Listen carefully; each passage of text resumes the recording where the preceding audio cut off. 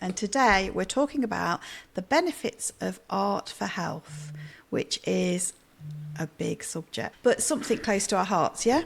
Yeah, definitely. I suppose we want to kick off with the reason why we started this podcast in the first place is that we're both big believers in the benefits of creativity to mental health and physical health, aren't we, Debs? And I think we've both had personal experiences with it that, yeah, we're really passionate about people being Exactly. creative. Yes. And we'd go even further than that because we think that being creative can affect what happens in your life, really. So if I talk about, I got very poorly in my 30s and I ended up having to retire from work through ill health. And I'm not going to go into great detail about this because that's not going to help you at this point.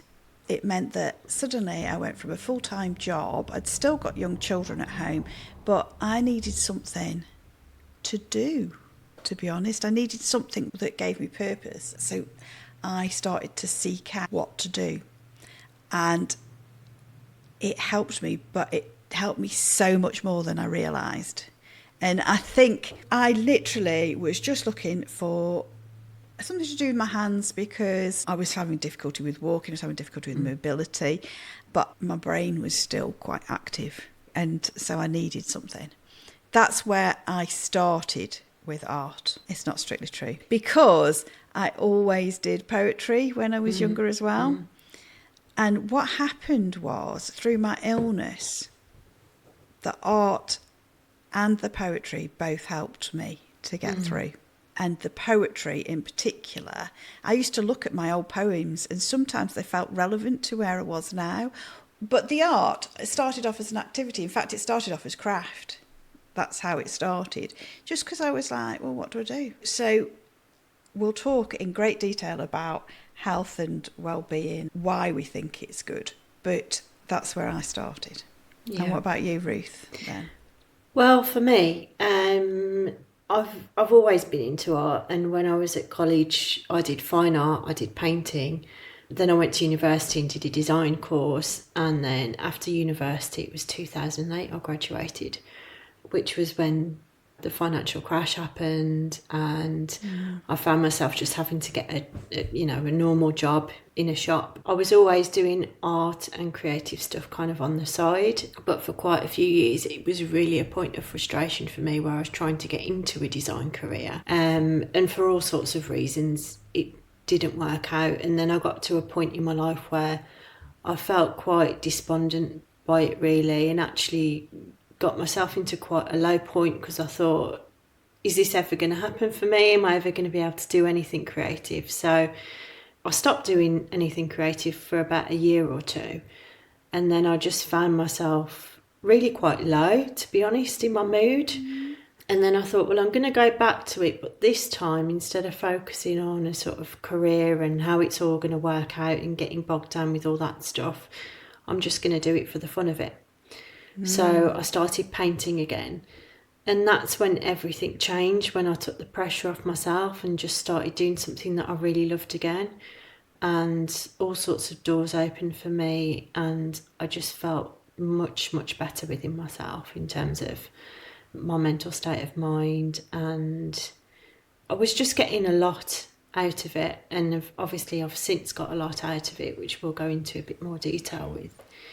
But yeah, I think it's fascinating really. Just as soon as I gave myself permission to be creative for the heck of it, then everything started to get better in my life.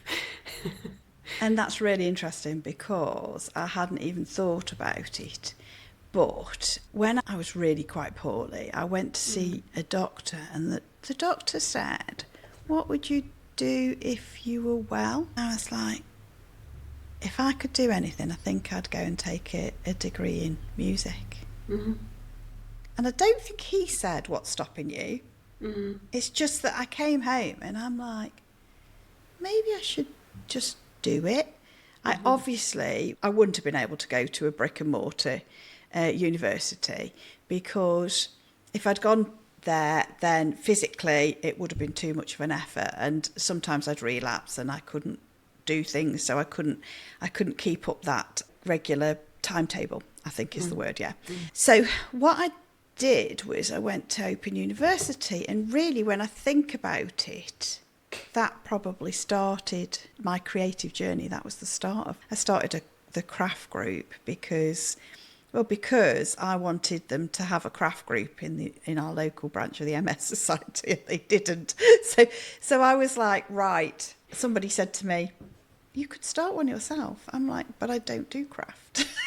They were like, just do it. It was the Millennium Awards. They were giving Millennium Awards out, so I did that. But the point is that it was at the time that I thought, I'm going to do this for myself. Yeah. So I did this degree, I started doing it because I love to learn. That was for me. It was like, what would you want to do? I'd want to do that. Yeah. And in terms of, if you look back kind of retrospectively, how do you think it's changed your life, creativity?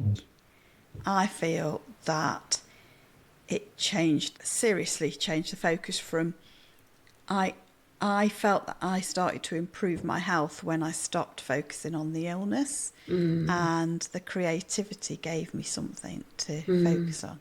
I did have the family and do all of that sort of thing. The family also was a focus, but I just started to focus on living my life.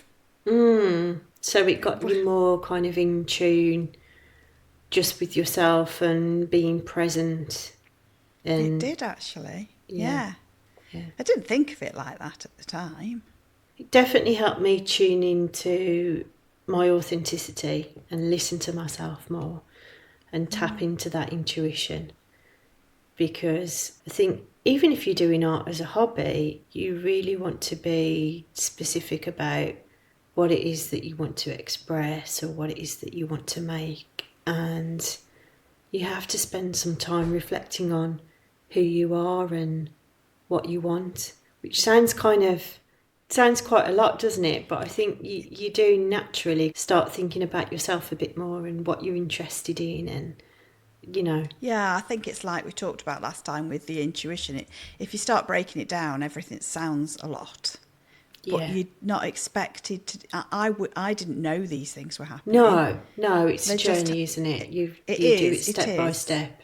Yeah. Yes. Yeah. And you don't see the bigger picture at all. You just take those little steps.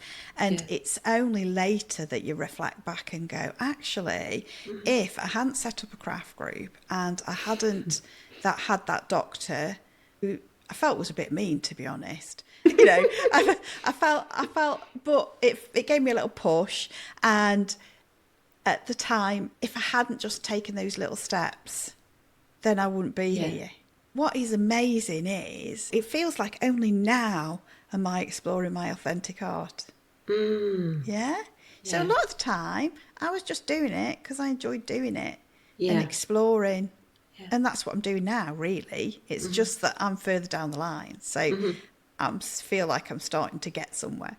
It takes a while, but it's an enjoyable process. So every step, you're getting a little bit further down the line, aren't you? To be honest, is about expressing yourself, and I think that's why it probably links so much to health, because if you can express yourself and be authentic, then your health is bound to be impacted.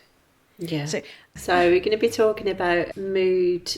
I suppose the mood boosting element of art, not just the mental health side, but also the physical health side, and why we think it's important. I mean, you touched a bit on the physical health side, Debs, when you were talking about your personal journey and how that helped you almost have a distraction, so you weren't as caught up in your physical state. It gave you, I suppose it can be a place to escape to, can't it?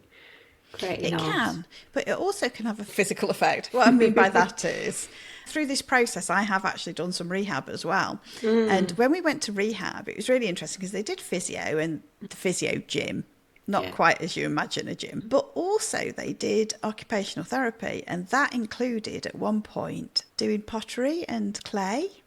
And it was interesting because it was to do with strengthening hands. So there is an actual physical improvement as well. So, for example, when you're painting, I tend to stand when I'm painting, and it's not just the mood boost. However, we have talked about this before. There is a definite mood boost to paint because if you don't paint, that's when you notice that you get grumpy. yeah, definitely. So I don't know whether other people probably have other things that make them less grouchy. Yeah. But there's definitely maybe going something. to the gym or something like that for other people, or Yes, yeah.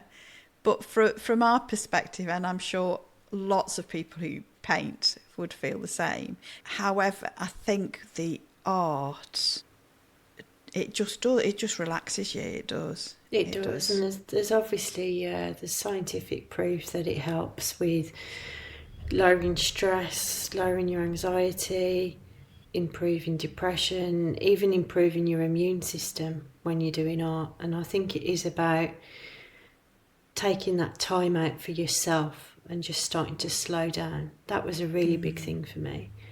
I think especially in contemporary life as well, it can just be so much and move so quickly, and there's so much information out there now, and even social media can be quite stressful at times if you're not in the right frame of mind for it. So I think there's definitely something in slowing down, taking time out, because when you're doing your art or your craft, generally speaking, it's not a quick thing that you're doing, is it? It's something that you're building up over time. I mean, my paintings can take months to do, but I find that really rewarding, that you're going back to something and you're working on it, and then you look back in a few months' time and you think, wow, I've finished a collection, or just taking that time out, slowing down. I think I see people that arrive in class as well, and they've never painted before, and then because you're saying about you've produced a collection, but when you first start painting, it's like, wow, I've produced a painting. It's that there is a huge sense of achievement. Sometimes there's some frustration. It doesn't always work. That's natural. But it does definitely create a sense of achievement, a sense of purpose. Would you go that far? Yes, I would, definitely. For me, for certain. Yeah. I think creating something that wasn't in the world before, and something that's totally personal to you, is something to be really proud of. But I think it's in all of us, that kind of ability to create something and be creative. Absolutely. Yeah, and not everybody will be creative in the art. I mean, we're talking visual arts because that's what we do. I've also created poetry, and I know lots of people who do that. It doesn't have to be one form of art. I think this applies to everything. We'll put the arts into a category, whether it's visual art or a different kind of art. It's about expressing your emotions, isn't it? In a weird way, a lot of people think of artists as insular and a lone artist. I do think that that's a bit of a myth, because I think artists do like other artists. Yeah, I think we're drawn to each other, aren't we? Yeah, and I think there's a lot of social goes on in the art world as well.